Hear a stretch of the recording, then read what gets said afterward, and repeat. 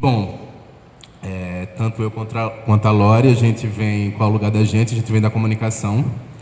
A gente faz doutorado em comunicação na UFRJ, faz parte do Media Lab, que é o laboratório de mídia e sediado na Escola de Comunicação da UFRJ, ali na Praia Vermelha.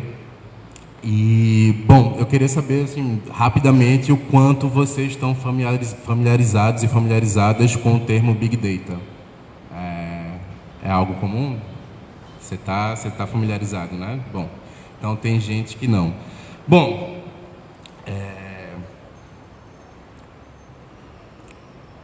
um dos aspectos mais desafiantes e poderosos da crescente espraiamento da tecnologia ou enfim, da crescente digitalização da vida, da gente estar sempre com dispositivos digitais e eletrônicos mediando hoje em dia quase que todos os aspectos da nossa vida, é que toda interação ou presença captada por esses dispositivos, eles deixam algum tipo de rastro, traço ou informação a partir, enfim, dessa interação que você faz ali ou que você faz através dele. Então, assim, todo clique, todo deslocamento que você faz tem no celular que está com o GPS ligado, toda frase que você manda no Facebook ou que você não manda no Facebook. Assim, o Facebook tem um tipo de sistema que, inclusive, os posts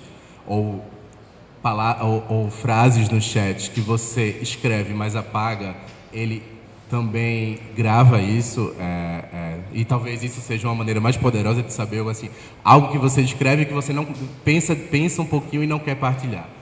Mas, enfim, mais do que uma funcionalidade desses sistemas, esse processo de acúmulo de uma grande quantidade de informações ou de dados, aqui a gente vai falar de dados, engendra esse fenômeno que se convencionou chamar de Big Data. O que é essa grande acumulação, essa escala massiva de acumulação de dados digitais a partir de todo e qualquer tipo de interação que se dá entre os meios tecnológicos. E assim, esse sistema do Big Data, ele é tanto legitimado quanto validado, ou enfim, a grande promessa dele é o tipo de comodidade, eficiência ou conforto que ele pode trazer. Então, se você, de certa forma, em aplicações cotidianas, a gente pode pensar sistemas de recomendação, por exemplo, como Netflix ou Spotify ou YouTube, que o seu comportamento pregresso ali, ele vai dando ao sistema, ou dando à plataforma ou ao aplicativo uma série de informações, e a partir dessa série de informações, esse sistema, esse aplicativo, ele vai te ofertar conteúdos que ele julga ser de maior relevância ou de maior interesse para você. Então, enfim, Netflix, quem usa é um grande exemplo, assim, porque você assistiu tal coisa, talvez você se interesse por esse outro tipo de conteúdo. O YouTube também, assim como os sistemas de navegação, como o Waze, por exemplo, vem o seu caminho cotidiano e a partir dessas informações, não só suas, mas também de outros carros, outros veículos que estão conectados no Waze, ele vai mostrar qual é o melhor caminho, por exemplo, para evitar um trânsito, qual seria o melhor caminho para você seguir. E assim, por mais que remonte a milênios, bom, acho que vocês aí da área de matemática com toda certeza sabem mais do que eu, essa coleta de informações, esse saber estatístico, essa coleta de informações para entender, administrar, regular ou antecipar fenômenos do mundo, remonta, assim, acho que os primeiros, uma leve pesquisa que eu fiz, e se estiver errado, por favor, me corrijam, no Antigo Egito tem os primeiros registros de uma grande coleta de informações para colheita, né? Então, começa um certo saber estatístico, um certo saber de se criar um sistema de arquivos ou um sistema de bancos de dados para regular, administrar ou conduzir populações ou fenômenos da natureza, assim, para se entender como é que o clima se dava e como é que a agricultura se dava, para se planejar a agricultura ali. Bom, apesar desse saber estatístico remontar a esse tempo, apesar do saber estatístico estar no centro, no coração das sociedades modernas também, enfim, os primeiros grandes censos de populações e de estados, seja na área moderna, a introdução do poder computacional ou das tecnologias digitais, eles engendram um outro tipo de modalidade estatística. A saber, esse banco de dados ou esse arquivo, ele não é mais apenas um repositório de informações, é algo ali que você coleta um tipo de informação e, posteriormente, você vai acessá-lo para descobrir alguma coisa. Mas esses bancos de dados, esses arquivos, eles adquirem uma capacidade que a gente chama de capacidade performativa. Eles são capazes de responder e de se adaptar ao meio e responder, assim, eles são responsivos, né? Então, Netflix, Waze, enfim, todas essas informações e essas aplicações e plataformas que eu falei. Bom, isso engendra um novo tipo de modulação ao saber estatístico dentro do Big Data. E essas características, assim, são 4 características principais que a gente pode apontar. Então, é um enorme volume, essa grande escala massiva e exponencial das informações e dos dados. Uma alta velocidade, que é essa velocidade que retroage e responde em tempo quase presente. Uma grande diversidade na variedade das informações da sua estrutura, ou seja, existe uma grande combinação de tipos de informações diferentes. Então, se você pensa um Facebook, a maneira como ele organiza a timeline, tem os diversos likes que você deu, assim, tipo, como se faz qual é, ou o algoritmo do Google PageRank, como é que ele vai elencar ou organizar e hierarquizar os resultados que chegam primeiro, enfim. Então, isso toma uma série de variáveis, né? Enfim, que não sabemos, afinal, essa é a receita de ouro do PageRank do Google. Mas, enfim, links que são mais clicados, as páginas que estão indexadas em outras páginas, o próprio IP, o lugar que você está ali se conectando ao Google, enfim, uma série de informações que são trabalhadas dentro da mesma matriz interpretativa. E aí isso faz com que essa estrutura seja exatamente responsiva, mas não só responsiva, como relacional, associativa e flexível. E por fim, um outro aspecto é esse aspecto da escala, ou seja, possui uma grande abrangência. Ele não está mais restrito a um certo tipo de saber, assim, conjugando as outras características que eu falei.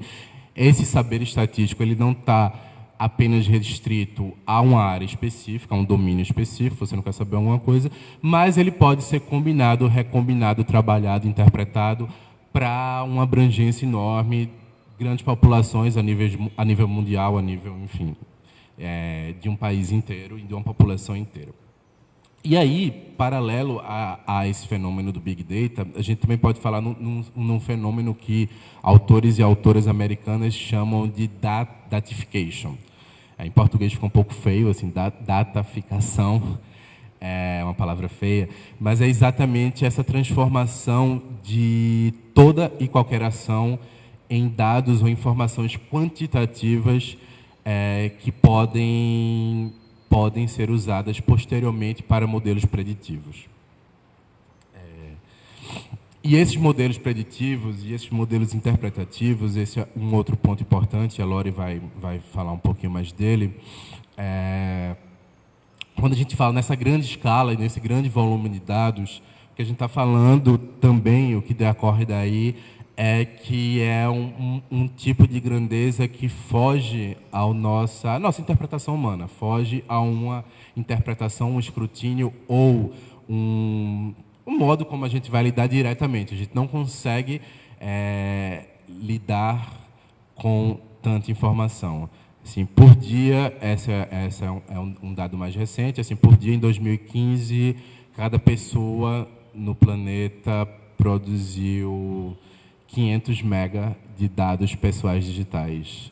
Em 2025, a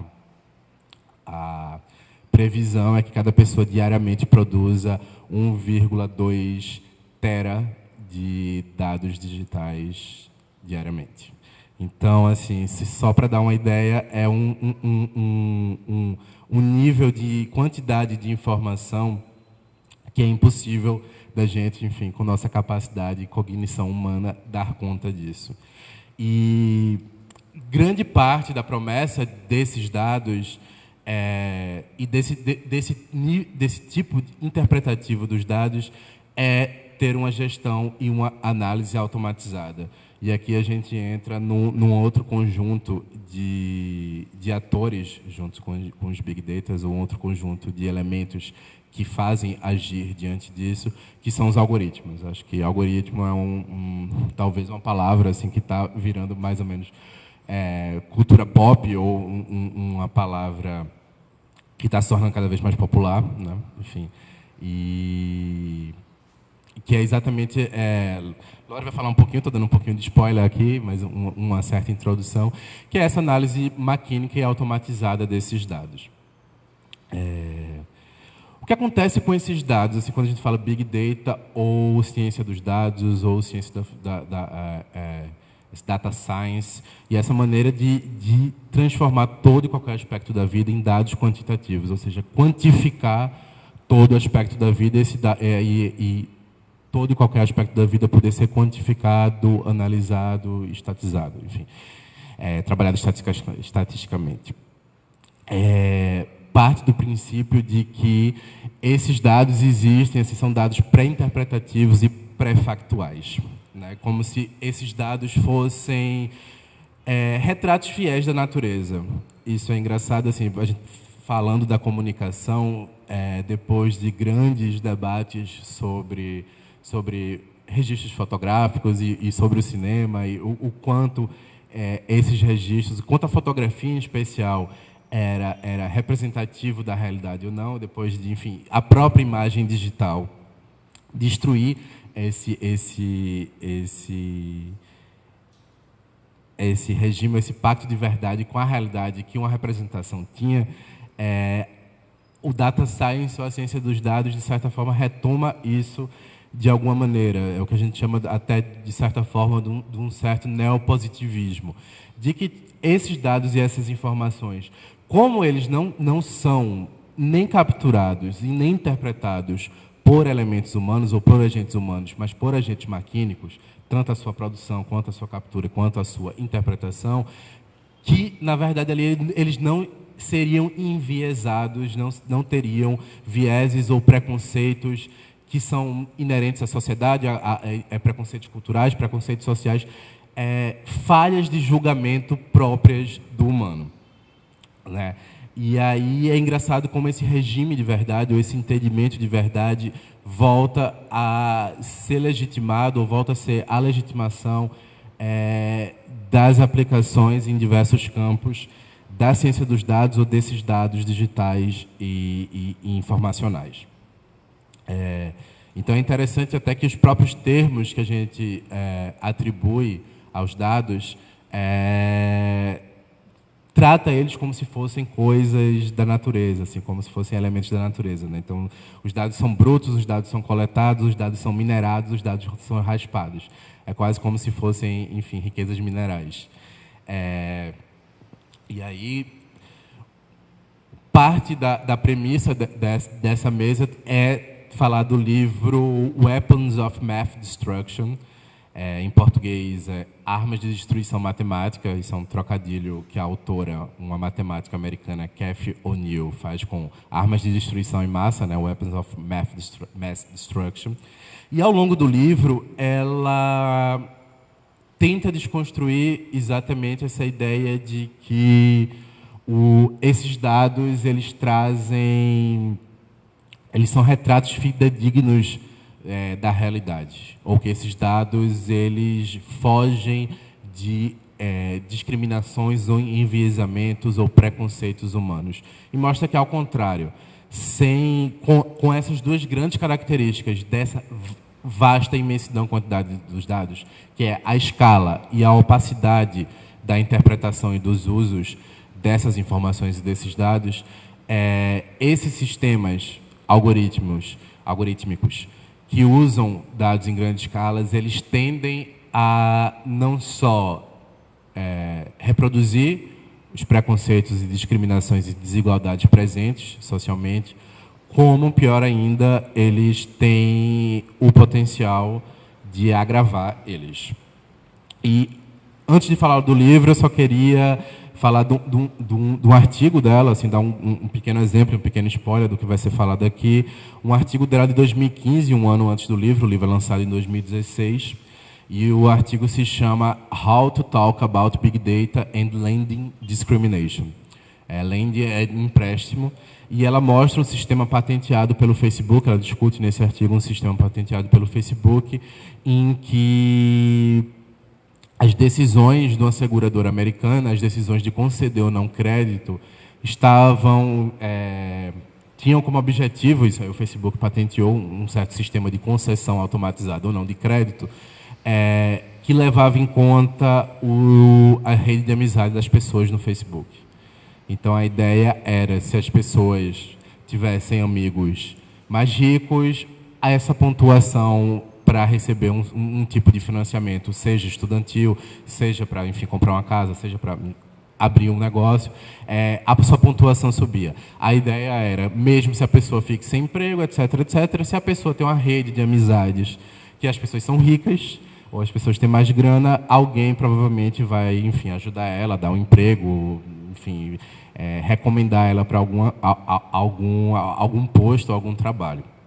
E ela mostra realmente assim como que, na verdade, quem tem mais amigo rico é provavelmente quem já nasceu numa família rica, estudou numa escola rica, etc., etc., etc.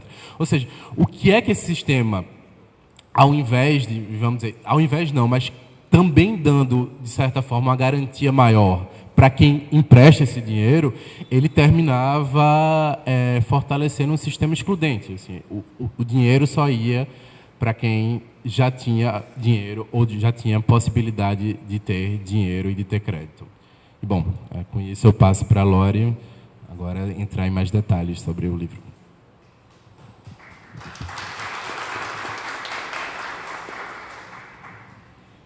Bom, eu tenho estudado Big Data. Minha trajetória começa nos sistemas de informação e vou para o serviço social para finalmente parar na comunicação, porque inicialmente meus estudos nos sistemas de informação queriam tratar disso, né? Como fazer códigos, como montar equações, e eu ficava imaginando, para mim, como mulher de um subúrbio lá do Espírito Santo, como que a gente poderia transformar, né? O Espírito Santo, para quem não conhece, por exemplo, é dominado pela Vale, e muitos colegas de turma de sistemas de informação acabaram trabalhando na Vale. Para mim, aquilo era um pesadelo, né? Se tornar analista de sistemas e trabalhar na Vale. E aí, então, depois de alguns semestres e quase falhar em álgebra linear, né? Não sei se alguém já falhou, mas eu terminei com 5, achei até que incrível, né? Eu realmente percebi que precisava, talvez, alçar outros rumos, mas, enfim, isso foi em 2004.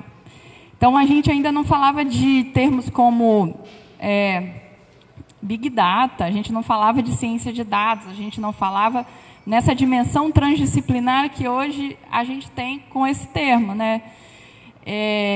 E nunca se imaginou poder falar de uma computação social, como tem se falado hoje em dia. Eu começo falando de Big Data e falando de estudos críticos sobre Big Data. Com essas duas pesquisadoras, a Dana Boyd e a Kate Crawford, E elas são bem conhecidas porque são mulheres que estiveram tanto dentro das universidades e depois vão parar em institutos de pesquisa da Microsoft, do Facebook. E hoje, por exemplo, a Kate Crawford tem um instituto de inteligência artificial. Então, acaba sendo trajetórias que nos inspiram mulheres a fazer ciência, né? Então, elas dizem assim: a era do Big Data está apenas começando, mas já é importante começarmos a questionar as suposições, os valores e os vieses dessa nova onda de pesquisa. Como acadêmicos que investem na produção de conhecimento, tais interrogatórios são um componente essencial do que fazemos. Então, é um momento no Brasil e no mundo que pesquisadores que vão desde, enfim, aqui é muito óbvio, né? Matemática, estatística, as engenharias de um modo geral, a computação, enfim, o que a gente entende como as ciências exatas.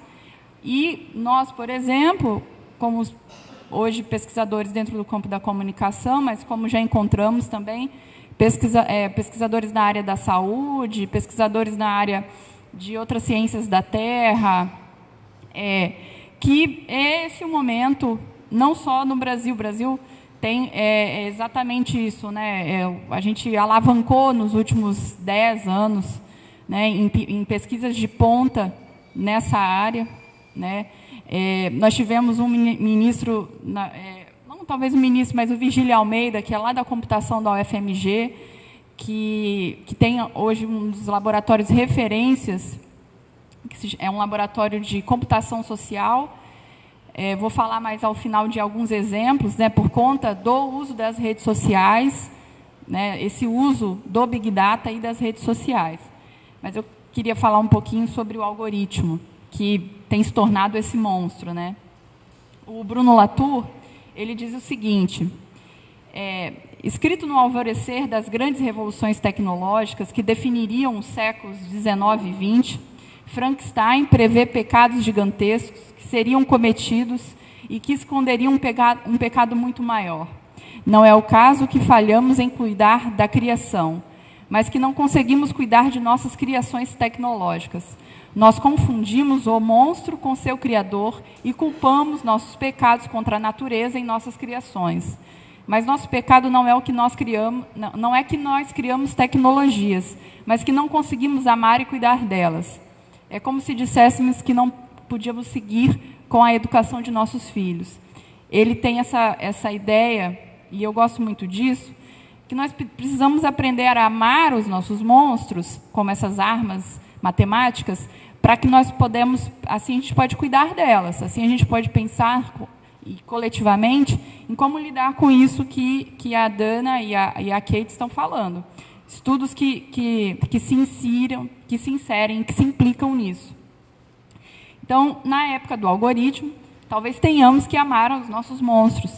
E que monstro seria esse sobre o qual, volta e meia, lemos e nunca vemos, mas que aparentemente tem esse grande poder sobre as nossas vidas, principalmente as nossas vidas digitais?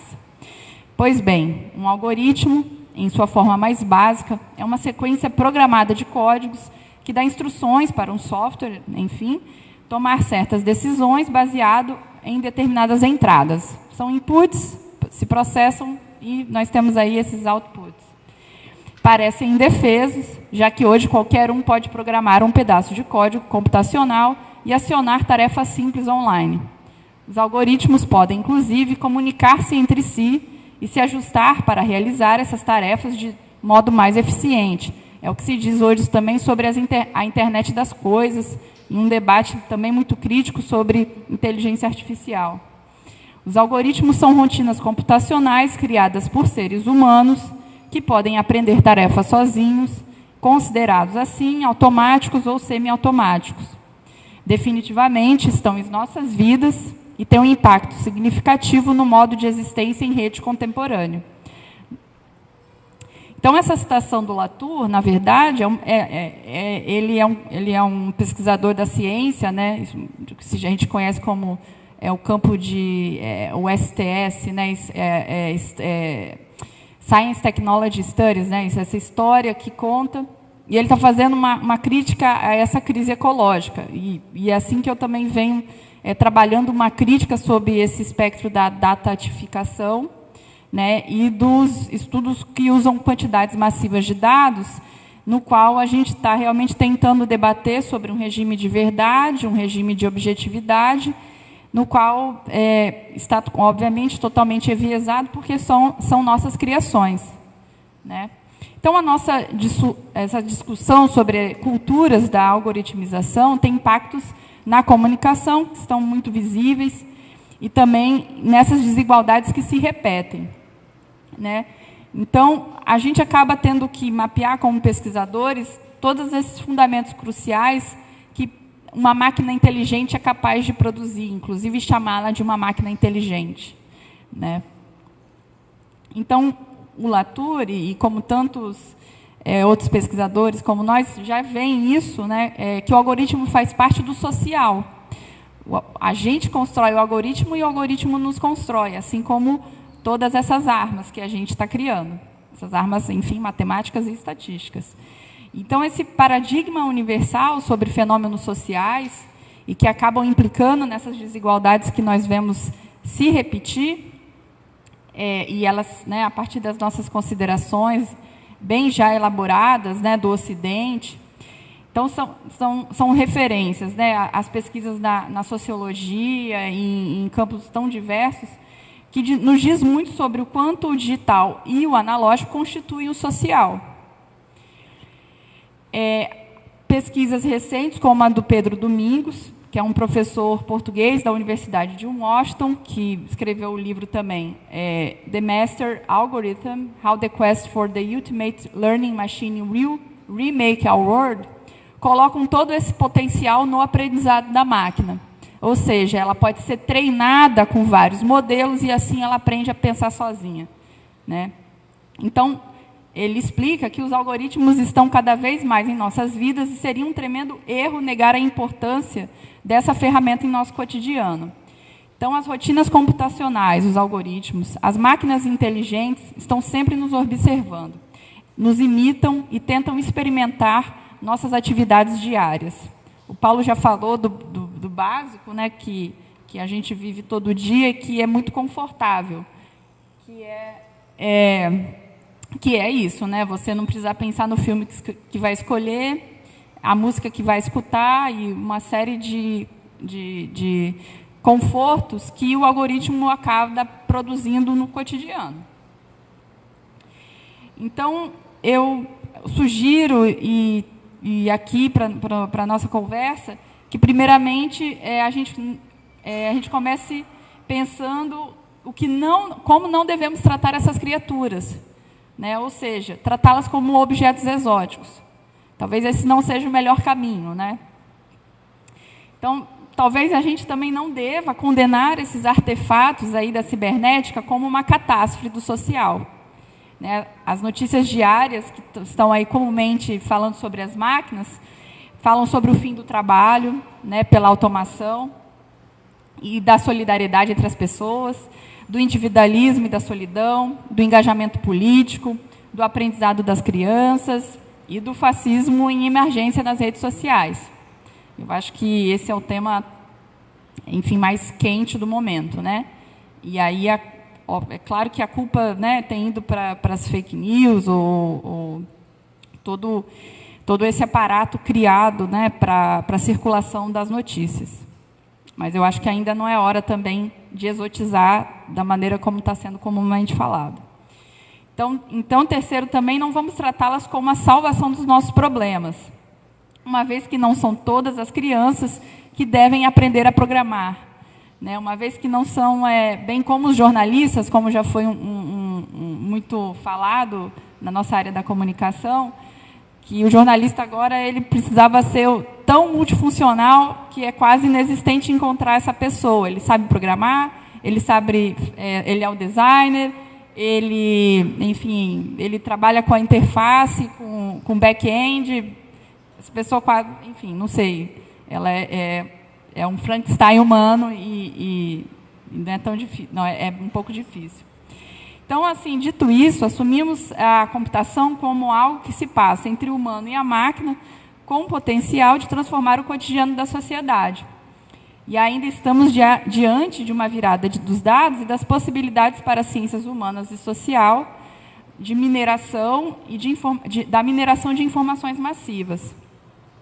Contudo, não devemos esquecer que na composição desse social temos o algoritmo em relação com o humano, em todas as suas emoções, diferenças e desigualdades. Então, é um momento para isso que a gente está falando aqui, né? É um momento de não exotizar isso, né? Assim, é claro que eu acho que a gente está num momento de pânico, né? Então, eu tenho pensado que é isso, os algoritmos, eles calculam riscos, né? Essa é uma imagem de um trabalhador, né, de Wall Street, calculando riscos de pessoas perderem ou ganharem dinheiro, né? E é assim que essa ciência dos dados vem comumente sendo conhecida, né?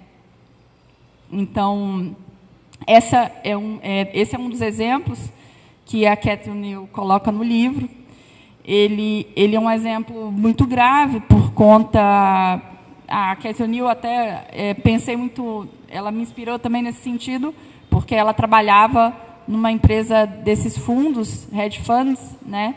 E aí ela começa a ver, né, que o trabalho que ela fazia, ele estava consideravelmente implicado nessas atenuações, nessas intensidades das desigualdades nesse mercado de especulação.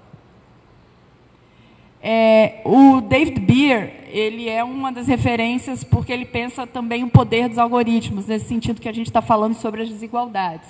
Então, ele diz assim, quando pensamos sobre o poder dos algoritmos, precisamos pensar não apenas sobre o impacto e as consequências do código, também precisamos pensar sobre as poderosas maneiras pelas quais as noções e ideias sobre o algoritmo circulam pelo mundo social. Dentro dessas noções do algoritmo, é provável que encontremos racionalidades, conhecimentos e normas mais amplas, com o conceito do algoritmo segurando uma influência poderosa e convincente em como as coisas são feitas e como elas devem ser feitas. Essa é uma preocupação pertinente porque todas as justificativas, por exemplo, da crise financeira de 2008, estava justificada pelo modo como o mercado se organizava, né? O mercado da especulação, né? Enfim, das hipotecas, né? Das casas, e algumas pessoas apostaram, umas ganharam e outras perderam, completamente justificável, né? E a Catherine New aborda isso no livro como o David fala, né? Essa noção do algoritmo, tida assim de uma maneira tão imparcial e tão neutra, ela está completamente, de um modo, produzindo uma racionalidade e também justificando as desigualdades que ela produz. Esse é outro exemplo, é o exemplo de como, no mesmo tipo de pensamento, em 2015, essa revolução do comércio eletrônico foi considerada culpada de usar algoritmos para conspirar com outros vendedores de capa para definir preços. Ou seja, como que vocês acham que os livros que aparecem na capa da Amazon aparecem ali e comumente aparecem os livros de uma mesma editora, enfim, livros que você diz assim, uau, parece até que é algo combinado, né? Pois é, né? Na verdade é isso. A gente está lidando com esse tipo de monopólio, digamos assim, né? E no caso dessas empresas, que é algo que a gente talvez não tenha nem combinado muito de tocar aqui, que é um modelo de negócios, né? Que uma autora também chama de capitalismo de dados. Então, elas podem funcionar muito bem dentro de um monopólio de comércio em que esse algoritmo, se ganha a Amazon, ganham as grandes editoras, né, por exemplo. Né? eu acho que faltou um aqui, que esse é dos empregos. Esse também é bem grave, porque são algoritmos usados para aprovar os candidatos antes que seus currículos sejam vistos pelos olhos humanos, o que pode levar à discriminação, e, obviamente, leva à discriminação. Eu tenho um exemplo que eu estava estudando, eu não consegui colocar aqui, que é da discriminação com mulheres em idade, pelo algoritmo, considerada fértil.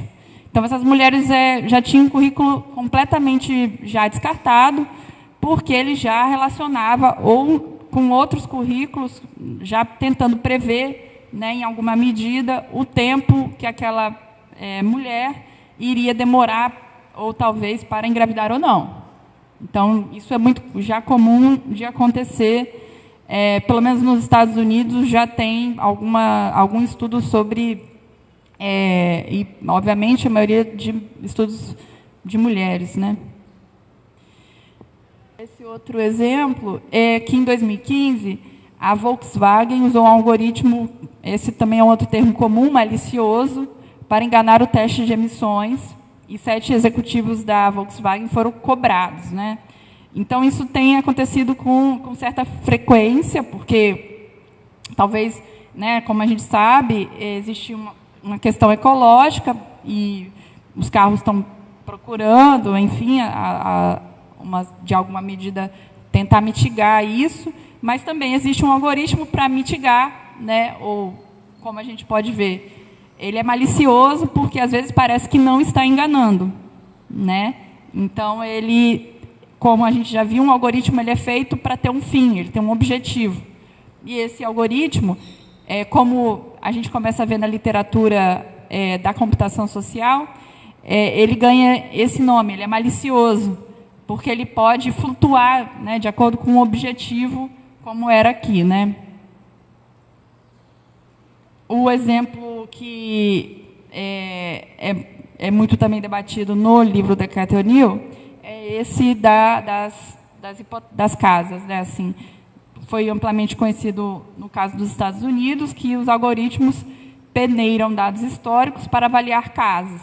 Então, nos Estados Unidos, é um caso, né, mas hoje você sabe de outros casos em que o proprietário processa a Zoopla por roubar, né, entre aspas, aí, mas é isso, 100 mil do valor de sua propriedade usando dados errados, né? Então, assim, como o Paulo falou antes, essa mineração dos dados, quando ela produz uma realidade, ela cria esse ambiente, um cenário onde os dados minerados eles podem estar, em um certo aspecto, prejudicando alguém, e são dados históricos, né? E não necessariamente naquele momento aquela pessoa talvez se encontre naquela posição, enfim, onde o algoritmo acaba vendo que ela realmente não tem crédito, né? E isso aconteceu com alguma frequência nos Estados Unidos e tem tido um olhar, né, principalmente depois da crise financeira de 2008. Esse caso do algoritmo de policiamento preditivo, que usam dados históricos para prever onde um crime vai acontecer em seguida, também com exemplos práticos nos Estados Unidos. E aí já tem, eu acho que por conta do MIT, dos pesquisadores e pesquisadoras negras também ali atuando, hoje existe uma frente de grupos de direitos civis que argumentam que esses sistemas exacerbam os preconceitos policiais já existentes, principalmente no que concerne à racialidade. E aí também nos Estados Unidos, pensando as pessoas não brancas, imigrantes, né? Então, isso tem sido já bastante debatido nos Estados Unidos a partir de, enfim, também pesquisadores e pesquisadoras negros, negras, latinos e LGBTQs também. Esse é mais recente, que é uma organização chamada Students for Fair Admissions, que aqui não é recusa, né? Acusa Harvard por preconceito contra candidatos asiáticos. Eles afirmam que um candidato asiático americano tem 25% de chance de admissão, por exemplo, e, no caso, um branco, 35%, 75% se fosse hispânico e 95% de chance se fosse afro-americano. Eu peguei esse exemplo aqui, mas eu acho que eu tenho alguma coisa identificada errada aqui. Espera aí. Isso. Mas, então, esse sistema de admissão também funciona como um algoritmo de organização dos currículos. E, imagina, assim, no sistema de admissão dos Estados Unidos, isso vem funcionando também, reproduzindo preconceitos. No caso do algoritmo de reconhecimento facial, que isso eu acho que algumas aqui pessoas já passaram, que aí o Google Fotos classificou uma imagem, que ele classificou uma imagem de 2 negros como gorilas, e o Google Maps e o Flickr também sofreram problemas relacionados à raça. E aí isso acontece também no Facebook, e tem um projeto de uma pessoa no MIT, que é um projeto chamado Allied Media Justice, que trabalha com essas questões relacionadas à mídia, né, especificamente. O nome dela é Joy Bulani, né, uma pesquisadora negra que vem pautando como modificar esses mecanismos de reconhecimento facial. Então, tudo isso que a gente está falando está relacionado a chamado as grandes 5, né, que é a Apple, a Alphabet, Microsoft, a Amazon e o Facebook, que seriam essas empresas que hoje estariam monopolizando os nossos dados, assim. E elas são as grandes 5, não é à toa, porque elas são as empresas, enfim, que mais lucram no mundo, né, transformando esse comércio de dados e o tema dessa mesa extremamente válido, né, Big Data e essas armas matemáticas, todas essas empresas relacionadas com esse tema, né, chegando ao caso da Cambridge Analytica, que foi como o Facebook conseguiu utilizar, né, os dados dos usuários. É um caso que eu acho que, enfim, não dá para entrar muito nas específicas, porque isso tomaria uma mesa inteira, né, Paulo? Mas também como, nesse caso, o uso mesmo de uma arma matemática, né, porque foi um processamento, toda uma economia psíquica dos algoritmos, funcionando, né, e tentando entender a psique, né, dos eleitores para segmentar conteúdo, né? E, claro, mais uma vez, só isso sozinho, e eu digo isso com esperança, que esses fatores sozinhos tecnológicos não ganham eleições, né? Digo isso com muita expectativa para daqui a alguns dias. Que sim, nós estamos criando esses monstros, mas que nós podemos cuidar deles para evitar tratar disso como se fosse algo muito exótico e muito, talvez, no aspecto da exceção. Né? Quanto mais nós começamos a olhar para esses monstros e conviver com eles, eu acho que é o caso da gente começar a entender como podemos utilizar essas tecnologias de um modo mais subversivo, né? Ou, de alguma maneira, cada vez mais cuidadosa e atenciosa, né? com a nossa própria saúde, enquanto pessoas humanas, e também com os não-humanos dessa terra. Portanto, toda essa questão das armas matemáticas de destruição, de fato, causam problemas, mas vamos começar a olhar para elas com muito cuidado, com muita atenção, e, né, trabalhando, e principalmente aqui deixando um apelo de esperança, que é isso, né? Fake news e toda essa tensão com o WhatsApp sozinho realmente não não dá um resultado, às vezes, como as pessoas esperam aí. Muito obrigada e continuamos.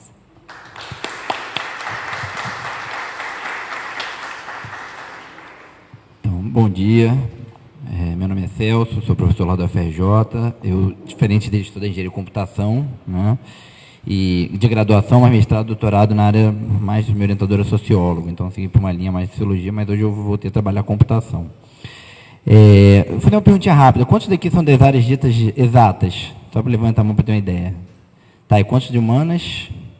Que bom, gente, estou feliz, porque, em geral, esse debate não interessa, não atrai tanto o pessoal das exatas, pelo menos eu vejo isso, eu posso dizer da UFRJ, quanto o pessoal da humanas, o que eu acho ótimo termos pessoas humanas debatendo a tecnologia, mas eu sinto muita falta de ver mais gente da tecnologia também debatendo a tecnologia, né? Um autor brasileiro já dizia isso, o Álvaro Vieira Pinto, que foi chamado de mestre, né, de Paulo Freire, né, até falava um pouco essa coisa da importância das pessoas que desenvolvem tecnologia de discutirem a tecnologia também, né? Então, fico feliz com essa participação, e aí vou entrar em algumas questões. Deixa eu pegar aqui. Tá, vai abrir a apresentação ali.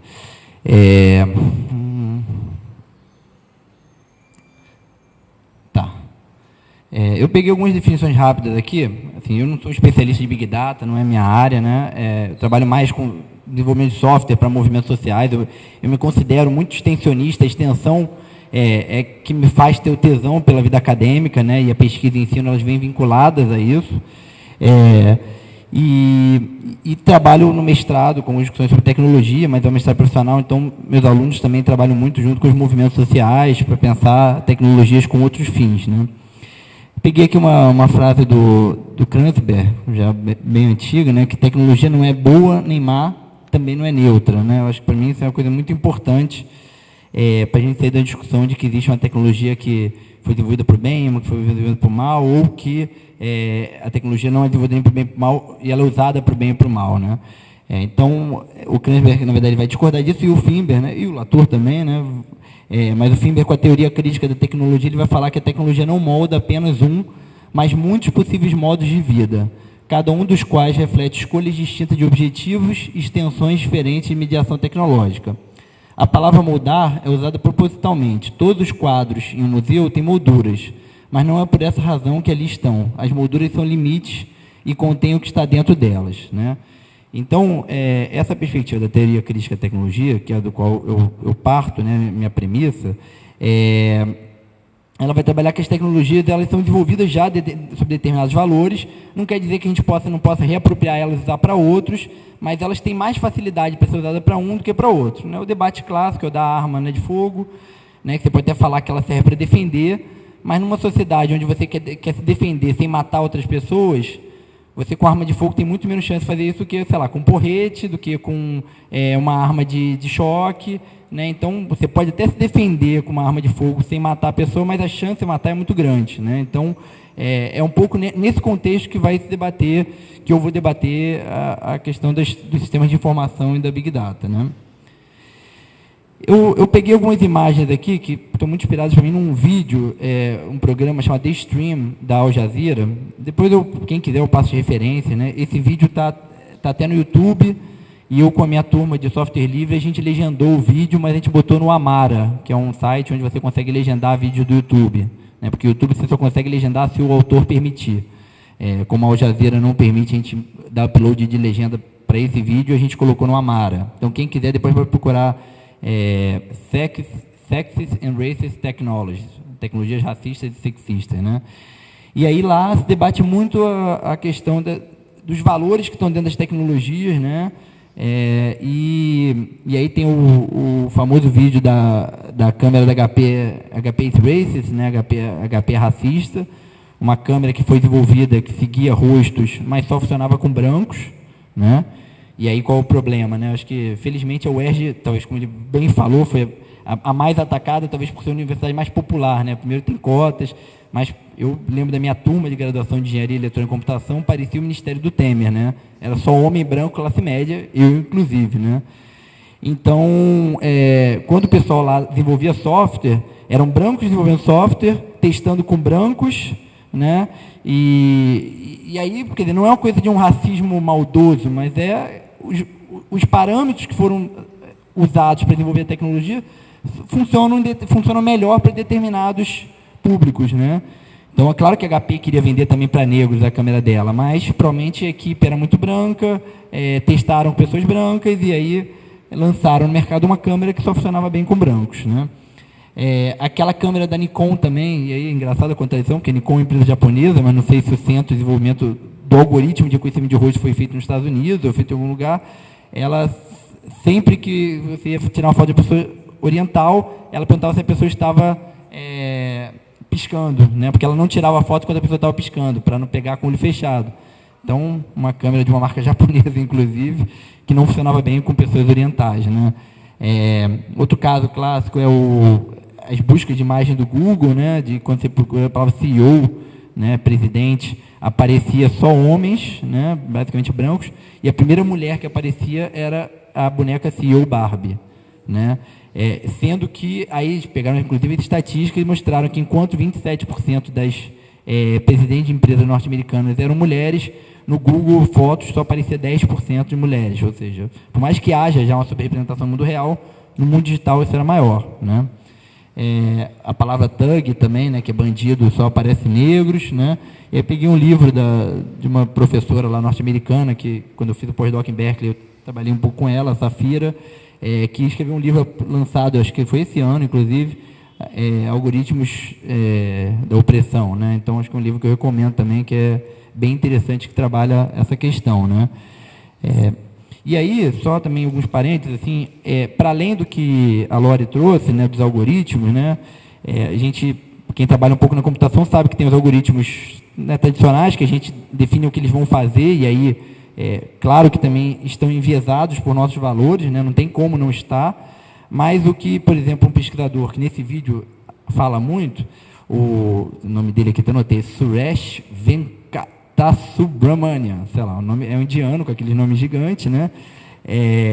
E aí ele é da área de computação, por isso falei dessa questão inicialmente, porque eu vejo muito mais gente das áreas humanas estudando essa questão do que da área de computação, são raros, né? Porque muitas vezes nas nossas áreas não é aceito isso como computação, né? Eu vivi isso um pouco na engenharia de computação, de falar que o que eu faço não é a área de computação, o que eu faço é de humanas.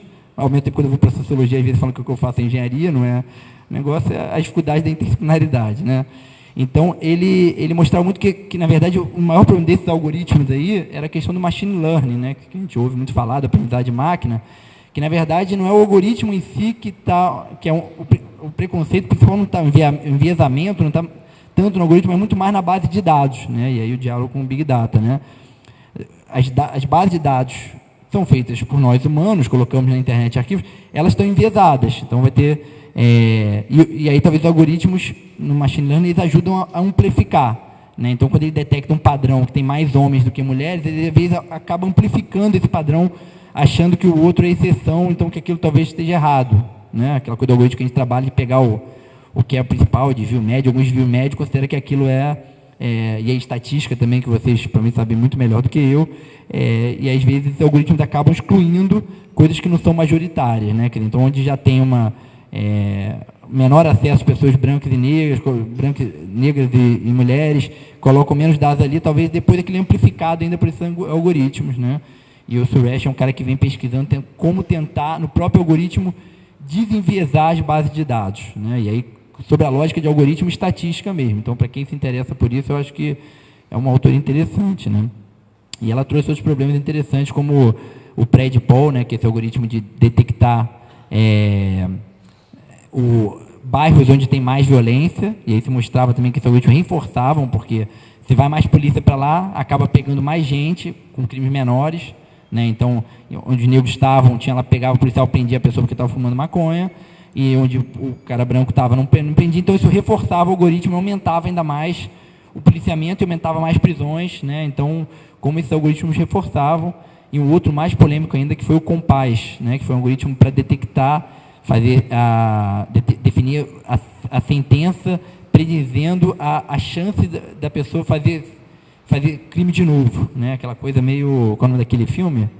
Minority Report, né? Então, isso já é usado nos Estados Unidos, algoritmos que tentam detectar a chance daquela pessoa cometer um crime de novo, né? E aí se mostrou que, apesar de não ter a categoria raça lá, mas por outros fatores, por onde mora, por um negócio, acabava dando mais chance, né, colocando mais chance, aumentando a chance de punir mais pessoas negras do que pessoas brancas, né, por outros variáveis que estão correlacionadas com a variável raça, né, barra cor. Então, essas são só algumas questões. Deixa eu passar aqui, vou tentar ser rápido. A outra questão que eu trazer um pouco também é um pouco, para quem vem do mundo da tecnologia de informação e comunicação, né, a gente sempre teve no início, aquela ideia um pouco das tecnologia de informação e comunicação com a esperança de uma revolução libertária, né? Se diz muita história, né, daquela coisa da contracultura, de Berkeley, Califórnia, por mais que quem estuda um pouco mais profundamente, né, sabe que isso não é só isso, né? Tinha também o financiamento militar, ARPANET, então sempre houve uma disputa entre uma visão mais libertária, anárquica, entre aspas, com uma visão mais centralizada da internet, mas o que está cada vez mais... Apesar que essa disputa ainda está hoje nos textos, né? Tem gente que escreve sobre a internet falando ainda com essa visão idealizada, maravilhosa, o mundo da liberdade e da revolução, e tem gente também que é o pessimismo, que ali é o fim do mundo, né? Lá Heidegger, lá Admirável Mundo Novo, vão se matar porque acabou, estamos presos na matriz e não tem mais jeito, né? Mas, tirando os dois extremos, né? E a polarização hoje está em alta, né? Mas acho que não vale ficar nela, né? A gente tem esse debate, então, que é a liberdade versus o controle, né, da internet,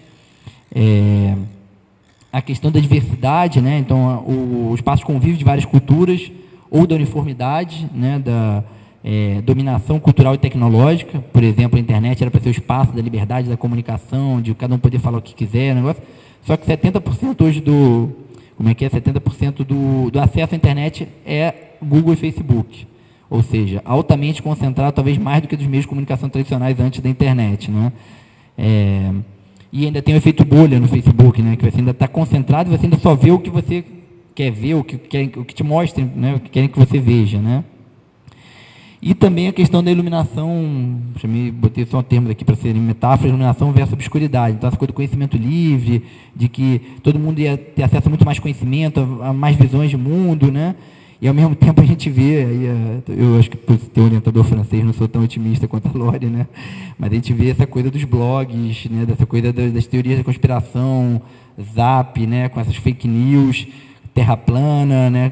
Crescendo, os reptilianos, né? E conservadorismo religioso, a gente voltando para uma... Por mais que eu tenha uma crítica muito forte ao iluminismo e à modernidade, mas eu acho que a gente deve avançar e não retroagir para uma obscuridade onde, de novo, o conservadorismo religioso, o extremismo religioso está voltando forte, ainda no momento onde se une inimigos históricos, Estados Unidos e Rússia, pelo conservadorismo, né? Para mim, a minha teoria é um pouco por aí.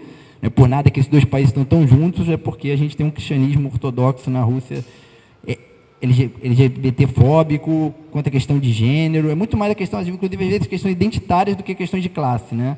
E está lá Rússia, na União Soviética, Rússia e Estados Unidos juntos, e aí isso no mundo inteiro espalhado com os think tanks conservadores norte-americanos, né? Então, no Brasil, a gente está vivendo um pouco disso.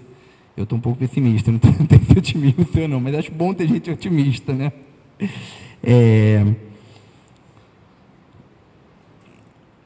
Eu peguei uma definição de Big Data, com outros autores também, né, mas vou pular, que eu acho que ela já falou muito bem sobre isso, acho que não precisa. Então, algumas questões rápidas sobre Big Data, antes de eu entrar, algumas questões mais otimistas, né, para também não acabar pessimista. Então, quer dizer, quais são as questões para mim que envolvem muito os mau usos, ou os riscos do Big Data, né? Primeiro, os custos, né? Quem pode fazer uso, né? Porque também parece que é fácil, toda essa discussão hoje, qualquer um pode analisar, processar dados, mas, como você falou, um volume de dados imensos, às vezes um dado que não é fácil acesso, ou é fechado, você tem que pagar para ter acesso, né? A empresa tem que pagar para o Facebook para dar alguns dados de uso, né? E, às vezes, o dado também só é importante sendo usado rápido, então não adianta você processar ele e demorar tempo, você tem que processar para poder tomar ações, né? Então, é um custo caro, né? E o que antes era o Estado que processava muito Big Data, cada vez mais são as grandes empresas, né? E o Estado, por mais que também tenha minhas críticas ao Estado, mas o Estado ainda é um ente muito mais democrático, a gente elege com todos os problemas, com todo o sistema problema da nosso sistema eleitoral, mas de uma empresa que eu não elejo o presidente da Vale, não elejo ninguém, nem trabalhando naquela empresa eu elejo O presidente, então, é muito mais autoritário que o Estado, né? A questão da estatística, eu falei um pouco, essa coisa, risco da uniformização, os pontos fora da curva, né? Como é que ele trata isso. O datafication, digitalization, ele falou também, né? O Fimber e outros autores vão trazer muito isso também, essa coisa do modelamento da realidade para os dados, e muitas vezes os problemas estão aí, né? Depois você faz um modelo que até funciona, mas o problema é a redução de uma realidade complexa para uma coisa instrumental, né? O Marcuse já falava do homem unidimensional, o capitalismo já vivia nisso, né? Da teoria da instrumentalização, do instrumental, e aí isso é mais enfatizado, que as pessoas viram um usuário, um banco de dados, né? Com categorias, e simplifica a gente de uma forma muito grande, né? Então, talvez depois o modelo matemático funciona, né? A coisa da pesquisa operacional de reprodução, que eu também andei um pouquinho por lá, os modelos funcionam. O problema é quando você converte a realidade para os dados de entrada. Depois, aquilo lá, a gente escreve um paper bonito, publica lá em 1 a 1, fica feliz, mas o que aquilo muda a realidade, o que aquilo funciona na realidade mesmo é outra coisa, né? Então, tem outras questões, eu vou pular para ir direto. Eu acho que uma coisa importante também para mim, e acho que ela colocou a questão ambiental, e aí, porque também eu passei um pouco pela área de engenharia de produção, se discute os dados como intangíveis, né? Então, também outra coisa que é muito bonitinho, né? Estamos no mundo dos intangíveis, acabou aquele mundo industrial, da poluição, da sujeira, agora é a coisa toda limpinha, né? E aí, eu tentei pegar aqui uma foto só para fazer uma brincadeira com vocês. Alguém sabe o que une essas 3 fotos? Tá, vou botar mais uma foto aqui, vamos ver se vocês estão chegando. Então, vamos embora, vamos para a resposta. Isso aqui, celular.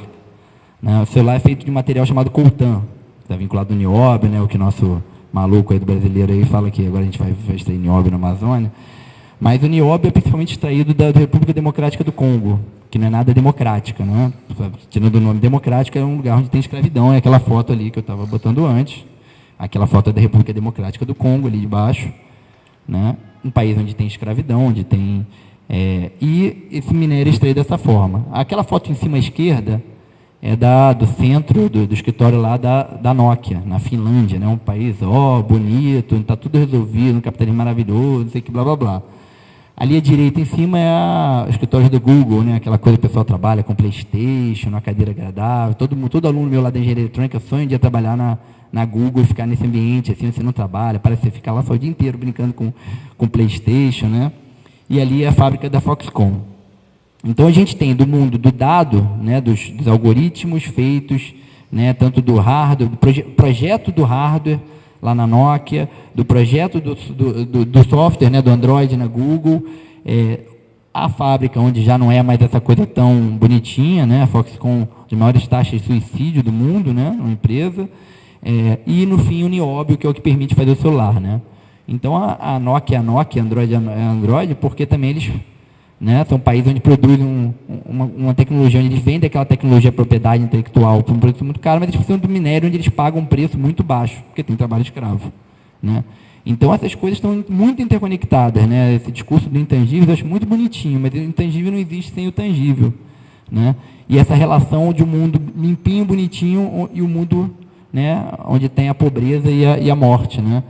Então, essas coisas estão muito conectadas, não é por acaso, não, é muito intencional e isso permite, né.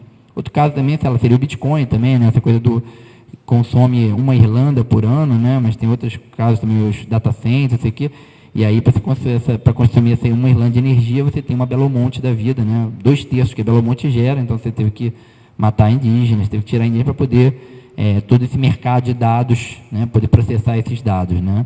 E tem um dado que diz que, em 2025, essa área de dados vai estar consumindo 1/5 da energia global, né? Ou seja, a gente vai ter precisar de muita energia com esse processo ali de baixo, né, para fazer aquela coisa bonitinha, né? Então, para a gente pensar um pouco também até quanto a gente precisa fazer isso e o cuidado com isso, né, como ela falou, né? A gente tem vantagens, claro, mas também não fazer indiscriminadamente, porque tem impacto, nada disso é sem impacto. Sobre o caso do coltan, só para quem quiser ver, o filme em português está legendado em português de Portugal, então se chama Sangue no Telemóvel. Tem no Facebook esse filme, acho bem interessante dar uma olhadinha nele. Tá, então o que fazemos, né? Para a gente não sair daqui deprimido, querendo se matar, querendo largar a engenharia, largar a computação, largar a estatística, largar a matemática, porque não é por aí. Eu acho que a gente tem que disputar essas áreas, né? Eu sou do núcleo, eu trabalho no NID, Núcleo Interdisciplinar de Desenvolvimento Social, e nós estamos muito, e dentro do programa chamado SOLTEC, Núcleo de Solidariedade Técnica, que surgiu da engenharia, lá da FRJ, e muitos de nós eram engenheiros perdidos pelo mundo. A gente brinca que a gente era engenheiros esquisitos, tristes lá, que a engenharia só servia para o mercado, e a gente queria fazer outra coisa, né? Então, a gente começou a construir um laboratório, criou um programa, e depois a gente conseguiu criar uma unidade, junto com outros programas de extensão do Centro de Tecnologia. Hoje, junto com a COP, a Poli, Instituto de Macromoléculas da Escola de Química, tem o NIT, que é o Núcleo Interdisciplinar de Desenvolvimento Social, onde a gente trabalha, principalmente a partir muito puxado pela extensão, pensando como desenvolver tecnologias para esses outros fins, né? Então, o SOLTEC, que eu faço parte, é um núcleo interdisciplinar de extensão, pesquisa e ensino. A gente bota a extensão em primeiro lugar propositalmente, né? Porque, em geral, ensino, pesquisa e extensão, como se descreve um núcleo, uma unidade, um departamento, que envolve projetos em rede, com abordagem territorial e participativa. Então, essa palavra participativa para a gente é muito importante. A gente trabalha com pesquisação, construir tecnologia junto com os grupos e não para eles, né? No campo da tecnologia social, que reflete um pouco isso, a economia solidária, que trabalha essa coisa da horizontalidade, não existir patrão e empregado, onde todos os trabalhadores são donos ou cooperativados, né? Visando a construção de políticas públicas para a equidade e equilíbrio ambiental. Então, eu vou usar duas metáforas para tentar concluir aqui, assim, de quais são os caminhos que eu acho que a gente pode seguir para tentar pensar os bons usos da Big Data, ou os bons usos da tecnologia, né? Como a gente pode desenvolver uma outra tecnologia que não sirva para fazer desigualdade, mas sim para construir relações mais justas, né? Então, uma metáfora que eu gosto muito é da flor no asfalto, né? E, para mim, ela está muito relacionada com a extensão, né? A extensão, a gente não vai mudar o mundo, a gente não vai fazer nada, às vezes não vai nem melhorar tanto a vida das pessoas assim quanto a gente gostaria, mas eu acho muito forte essa metáfora de a gente mostrar que existe uma outra forma de fazer tecnologia, né? Para a gente, quando construir, ter um esforço coletivo, a gente poder mostrar que a gente tem outras formas, existem outras formas de produzir, existem outras formas de fazer tecnologia, né? E eu acho que esse poder da imagem, né? do exemplo, né? Que existe uma outra forma, que não existe só aquele, que às vezes é uma flor meio feia, surgiu ali onde ninguém queria que ela surgisse, né? Mas ela resistiu e está lá viva, né? E isso marca um pouco as pessoas quando olham para ela, né? Então, é um poema do Drummond de Andrade, também, Flor no Asfalto, né? Podia ter trazido aqui para ler, mas esqueci. Então, eu acho que essa é uma metáfora boa. E aí, então, eu coordeno um projeto, né, de extensão lá, chamado Tecnologia da Informação, Democracia e Movimentos Sociais, onde venho desde 2008 tentando desenvolver sistemas de informação para outros grupos, né? Então, 2008 a 2013, trabalhando na Cidade de Deus, desenvolvendo um portal comunitário, que hoje eles estão tocando sem a nossa ajuda. Em 2009 e 2011, um sistema de informação chamado Cirandas, que é baseado numa rede Nosfero, né, que a gente ajudou a Cooperativa Software Livre, a Colivre da Bahia, né, e a Colivre, para mim, também é uma flor no asfalto. Alunos da computação da Bahia que se formaram e criaram uma cooperativa para desenvolver software livre, né? E a gente, junto com eles, desenvolveu um sistema chamado Nosfero, que é uma das maiores redes sociais livres, junto com a diáspora, usado em vários países do mundo, e que foi usado pelo Fórum Brasileiro de Economia Solidária, o cirandas.net. Em 2012 a 2017, na verdade, continuo dando disciplina de software livre, metodologias participativas. A gente comecei a trabalhar com métodos ágeis, com alunos, com design participativo, e a gente começou a pegar demandas reais de grupos e desenvolver através da disciplina. E aí, aquela foto ali do grupo desenvolvendo. A gente fez sistemas, por exemplo, para a CPI do ônibus, a partir dos dados dos ônibus do Rio de Janeiro, né, processar aqueles dados e tentar mostrar que as empresas, por exemplo, diferente do que o contrato falava que elas tinham que ter garagem, você pegava à noite vários ônibus parados em praças, né, que não são garagem, então estavam descumprindo o contrato, acima da velocidade, que não cumpriam o mínimo de frota operacional, né? Então, dados que são públicos, estão na prefeitura, apesar de que eles estão apagados a cada 30 segundos, não fica disponível para o usuário histórico, mas a gente começou a armazenar esse histórico e processar esse histórico. Mas, como eu falei, não é barato, é caro se armazenar, gera terabytes, né? E a gente, dentro da extensão, com pouco recurso, a gente não conseguiu avançar tanto quanto a gente gostaria, mas a gente conseguiu ajudar a primeira CPI do ônibus, lá em 2014, e agora a gente dialogou com a CPI atual também, que fechou agora, né? CPI estadual, com o Leomar Coelho. A gente desenvolveu o sistema para a Comissão de Defesa dos Direitos Humanos, também da LERJ, né? Que a Marielle, foi quando eu conheci a Marielle, fiquei amigo da Marielle, onde ela estava coordenando ali a Comissão de Direitos Humanos, então ajudamos a desenvolver um sistema de informação para ajudar a melhorar esse atendimento de pessoas que tinham denúncias de violação de direitos humanos, né? E a partir de 2016 a gente começou a trabalhar também muito curso de vigilância, contra a vigilância, a partir da coisa da Copa, da Olimpíada, dos 23 presos, de trabalhar, de formar ativistas para se precaverem mais, usar ferramentas para evitarem serem perseguidos, né?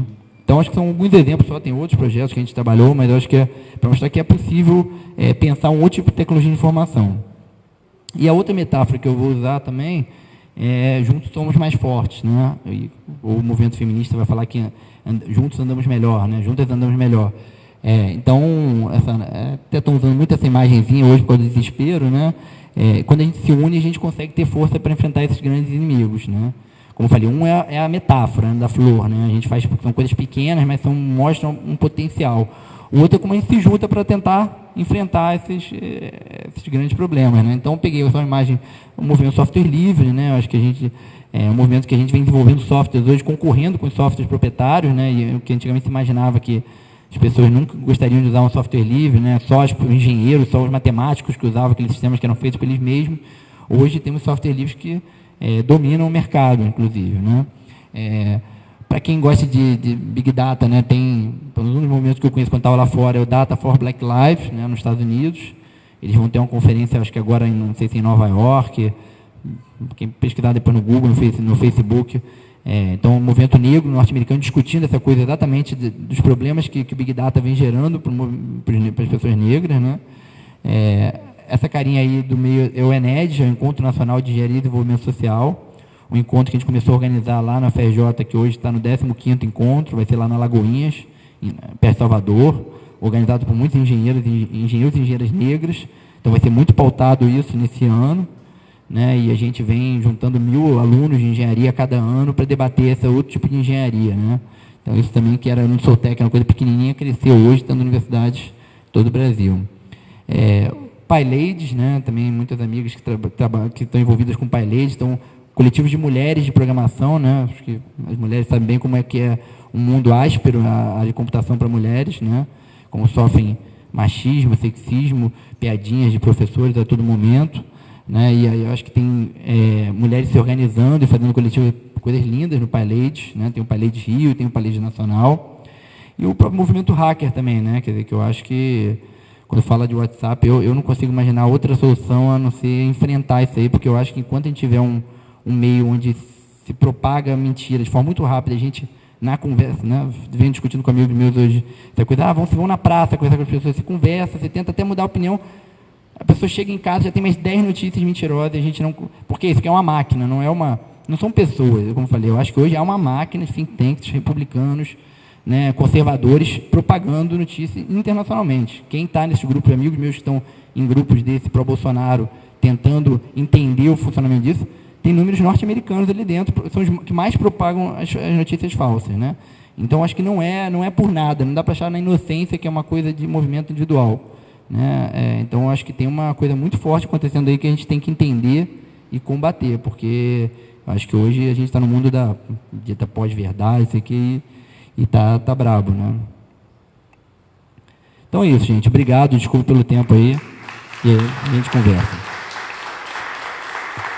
Eu queria, em contraponto, inicialmente falar também do lado bom, né, do Big Data, porque assim, nós temos aqui vários alunos assistindo a apresentação e Big Data é uma coisa muito pouco falada aqui dentro. Nem é uma disciplina da graduação normal, ainda é um mundo assim pouco conhecido, mas a gente tem tido experiências com o pessoal de pós-graduação. Do ponto de vista matemático, assim, existem inúmeros desafios a serem, inclusive, coisas fascinantes para você resolver tecnicamente. Então, para a gente aqui ainda representa uma oportunidade muito legal. Assim, espero que os nossos alunos não saiam daqui tão desanimados assim, com Big Data, não. Tem muita coisa boa para fazer nisso também, né? E o outro lado, assim, né, a gente aqui, vocês falaram coisas muito importantes, assim, que quem trabalha com tecnologia sabe que a tecnologia ela é neutra, pode ser usada para o bem e para o mal, né? Então, o pessoal que trabalha com tecnologia, às vezes nem tem tempo de refletir muito sobre isso. É importante ter essa reflexão, importante que se pense nisso aí, pode ser usado para o bem ou para o mal. Agora, também assim, a gente não pode deixar de tentar resolver os problemas matemáticos, se a gente não pode paralisar com a ideia assim, isso pode ser usado para o mal. Não, né? A gente, se tem desafios, coisas para resolver, vamos tentar resolver. E depois, se vai ser usada bem ou não, aí essa outra questão que a gente deve pensar também, né? Mas não pode paralisar a pesquisa essa questão. Mas, enfim, queria dar parabéns, acho que vocês trazem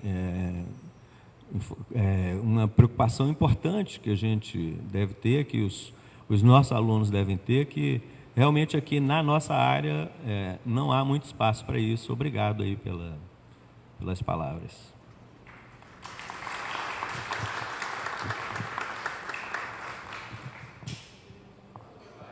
Mais algum? Bom dia. Também gostei muito da exposição aí, concordo com virtualmente tudo que o professor falou aqui. E essa questão que ele falou da neutralidade da tecnologia, eu fiquei bem curioso, porque foi Krasenberg, né, um autor que se colocou ali, que diz que a tecnologia não é boa, não é má, mas também não é neutra. Então, eu queria justamente entender aí essa colocação, realmente não consegui entender. E também queria, não sei, não tenho uma pergunta formulada exatamente, mas... E reiterando, eu acho esse assunto extremamente importante, acho muito bom que a gente tenha essa discussão, acho muito perigoso o que a gente tem hoje em dia em termos de concentração, de comunicação, nossa vida, nosso dia a dia aí na mão de algumas poucas grandes empresas, né? Empresas certamente com fins lucrativos. Então, em contraposição a isso, eu queria ver se vocês têm algo a dizer sobre uma possibilidade, um potencial de tecnologias open source, principalmente, descentralizadas, independentes de empresas, especialmente coisas como Freenet, por exemplo, ou plataformas como I2P, e principalmente Freenet, eu acho que me parece que tem maior potencial em relação a isso. Modos de comunicação que não estejam sob vigilância, sob o controle de grandes empresas. Obrigado. Só fazer um comentário, parabéns pela apresentação, achei muito interessante. Acho que tem duas visões aí, que uma em você ter acesso a esses dados, né, e usar esses dados para tomar uma decisão que é questionável. Talvez foi o caso mais da Cambridge Analytica, que eles conseguiram minerar os perfis e com isso fazer um tipo de ação. Outra coisa é a concentração realmente de informação na mão de poucas pessoas, e aí essas pessoas, ou governos, ou grandes empresas, vão poder tomar decisões que a gente não pode tomar. Sobre essa questão de como você evitar que a informação seja mal utilizada, eu não faço a mínima ideia como fazer isso. Mas eu acho que a informação sendo transparente, ou seja, a gente poder tirar isso da mão de poucas pessoas, isso sim já resolve um pouco os problemas. Por isso, tem uma área, não é totalmente ligada, né, mas todo mundo sabe um pouco, já ouviu falar de blockchain também, que são protocolos distribuídos, né, é muito usado para moeda e tal, mas dá para usar para infinitas coisas, né, para votação distribuída, para qualquer tipo de procedimento que a gente costumava depender de uma entidade central, né. Então, eu acho que nessa linha fica essa questão, que a transparência, então, ela pode ser boa, mas tem essa questão de que sempre quem tiver mais poder computacional vai acabar tomando mais vantagem do que a gente, né? Então, como evitar isso, né? Algo muito importante que começou a acontecer há algum tempo no nosso laboratório foi começar a estudar a história da objetividade. Eu recomendo muitíssimo esse livro. Não tem tradução, da Lorraine Dalston no Brasil, que é uma professora de História da Ciência, né? E ela hoje está no Instituto Planck. E esse livro, o único com tradução de artigos dela aqui é Historicidade e Objetividade, pela Liberartes.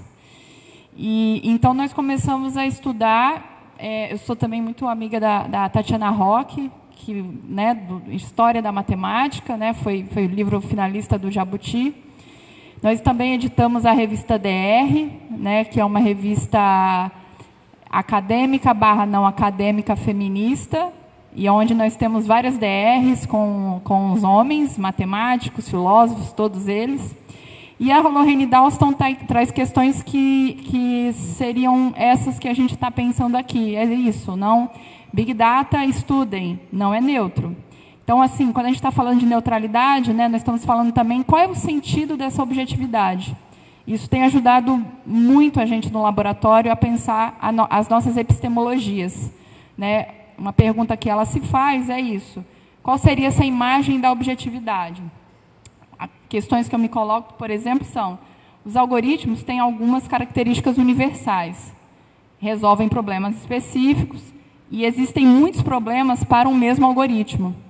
A regra, historicamente, é padronizada como o algoritmo. Como estabelecer paradigmas sem reduzi-los a regras? Então, nós temos um debate muito quente para nós, tem sido esse.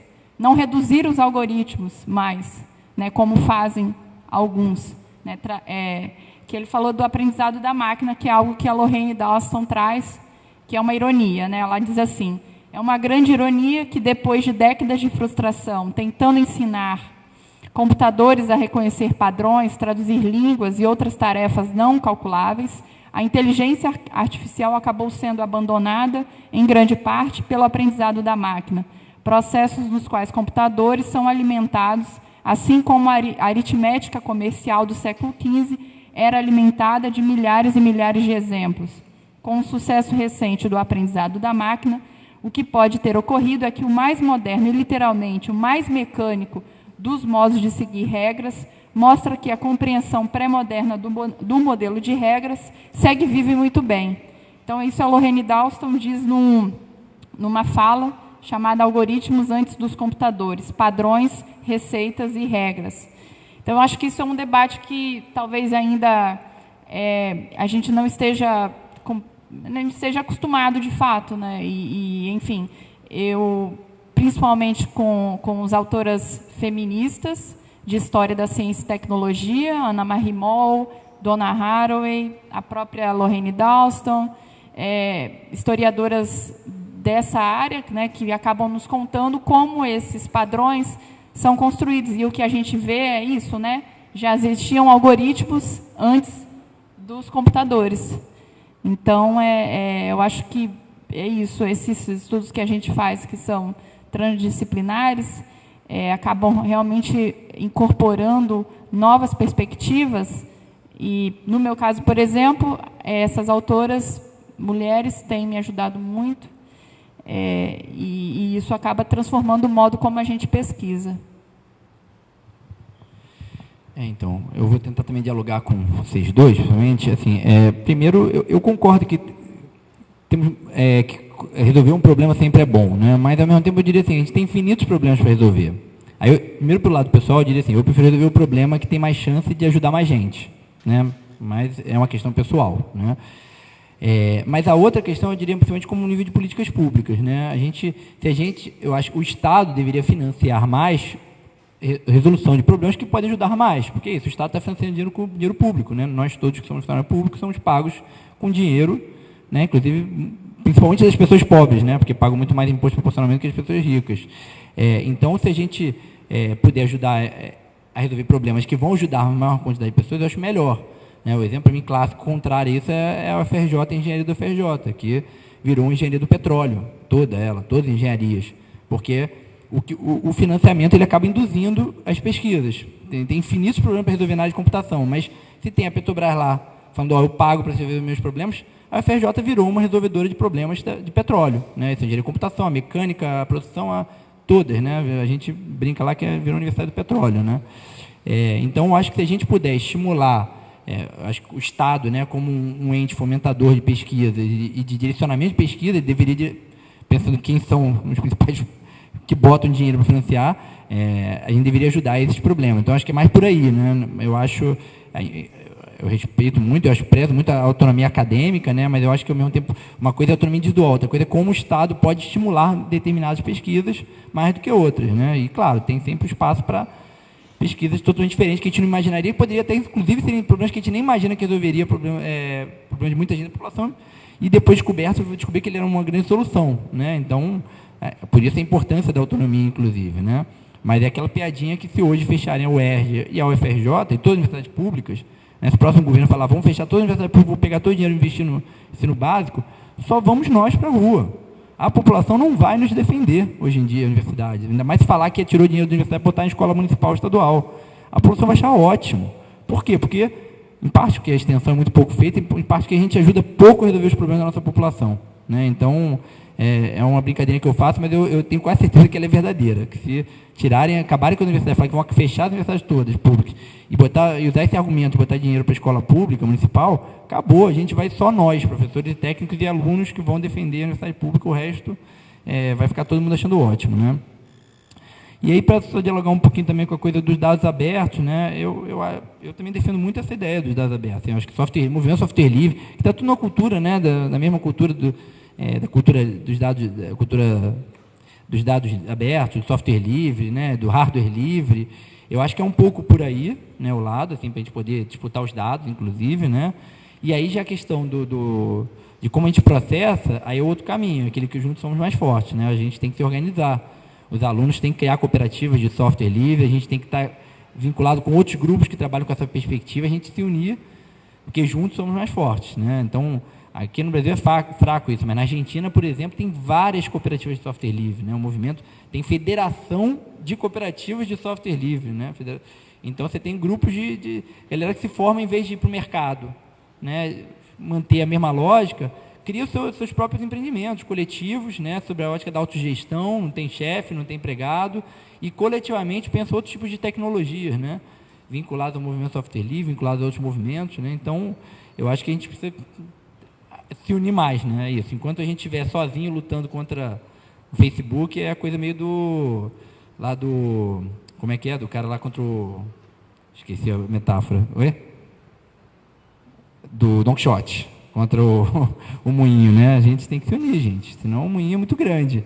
Agora, se juntar umas 50 pessoas, acho que a gente quebra o moinho, né?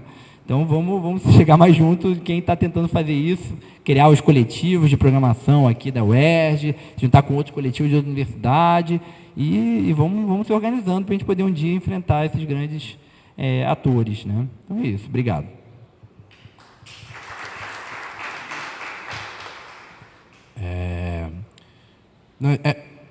As questões que o senhor colocou, professor, são realmente assim, grandes questões e que ficam em aberto, né? Assim, primeiro, sim, Big Data tem várias aplicações boas, assim, não se assustem com essa mesa. Pediram para a gente falar sobre o aspecto negativo, então, assim, cumprimos. E essa maneira de como a pesquisa não pode parar das aplicações que ela pode ter, né? Assim, primeiro, assim, respondendo para dessa questão não é neutra, não é boa nem é ruim nem é neutra. Eu acho que, assim, se você pegar o WhatsApp nas eleições, você consegue visualizar isso muito bem. Assim, não é que o WhatsApp é uma ferramenta de comunicação nem boa nem ruim, mas se você pega nas eleições agora, ela também não é uma ferramenta neutra, né? Então, é uma ferramenta que tem agência, ela faz acontecer alguma coisa ali. E é por isso que a gente fala que a tecnologia não é boa, nem ruim, nem neutra, né? Exatamente. Assim. Então, a tecnologia, ela tem uma agência, ela tem uma capacidade de ação que está lá. Assim, ela não é apenas algo que é supostamente objetivo e que vai retratar sem deformações, sem mudanças, sem transformações, fenômenos e associações e situações que acontecem quando ela está presente. E aí, assim, uma dos grandes usos bons do Big Data que a gente pode pensar é exatamente na questão ambiental, né? Assim, dá para se perceber vários padrões de enfim, consumo de energia, ou mudanças climáticas, enfim, pensar no futuro a partir desses dados. E é estranho, por exemplo, que não sei se foi a Lore ou foi o Celso, os dois que falaram do PredPol, da polícia preditiva, e aí você pensar os usos possíveis que possam ser usados. O algoritmo e os dados que o sistema de análise algorítmica dos dados de criminalidade dessa polícia preditiva vem de um algoritmo que o MIT fez para tentar prever terremoto na Califórnia. Então, assim, pegaram um algoritmo de predição de terremoto e aplicaram para um algoritmo que vai prever crimes, dizendo que o crime não é aleatório, o crime também segue um tipo de padrão.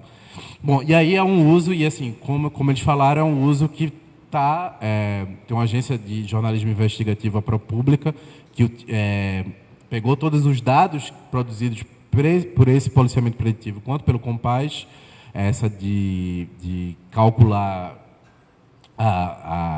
o quão a porcentagem de reincidir no crime, e mostraram que são, enfim, esses usos e essas aplicações são racistas.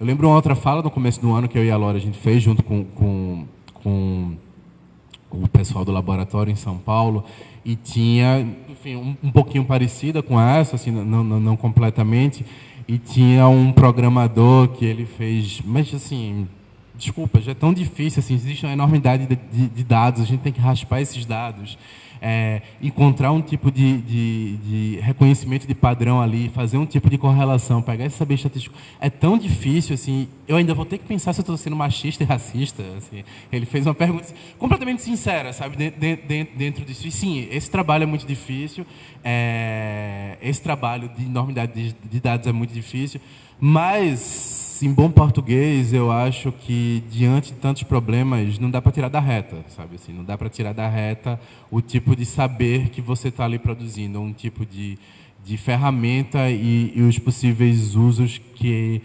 ela pode gerar. Assim, não dá para você prever todos os usos que ela pode gerar, claro, e isso não pode... E aí eu concordo, acho que, enfim, concordo que isso não pode paralisar a pesquisa e não pode paralisar a inovação, mas, ao mesmo tempo, você não dá para jogar no mundo sem se comprometer com aquilo. Assim, sabe? É a minha... como eu penso.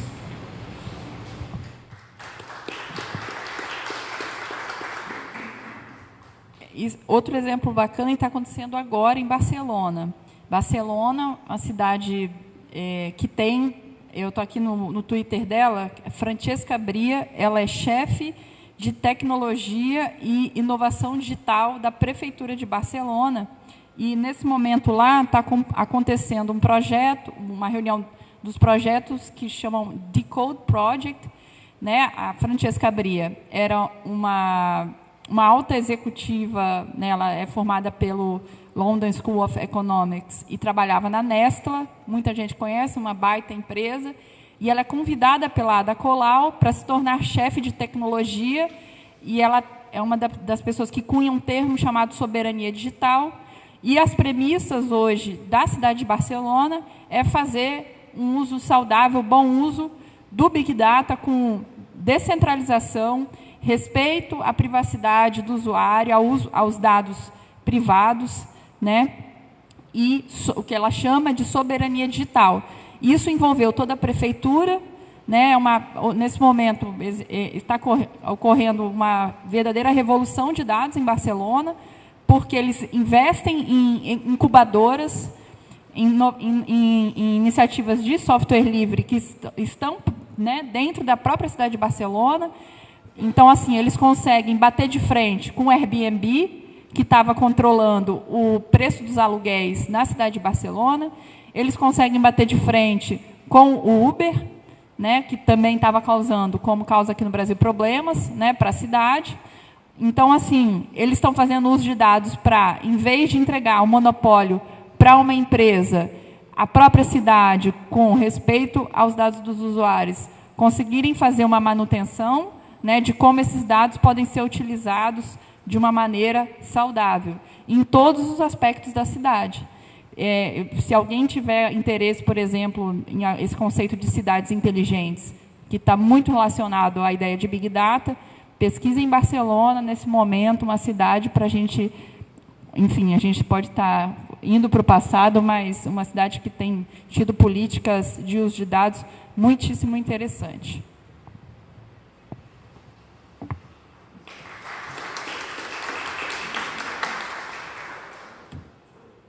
Tempo, tá? Queria agradecer a mesa, e realmente a gente deu esse viés na mesa do mau uso, porque o tema da semana já era muito positivo, e a gente achava que era importante relativizar, também não levar o tema só que a ciência ela sempre vai promover a redução da desigualdade, quer dizer, alertar que há momentos em que ela não faz isso. Então, foi por isso que a mesa ganhou esse viés, mas ficou claro que temos outras possibilidades para o Big Data. Agradeço a todos e a mesa mais uma vez.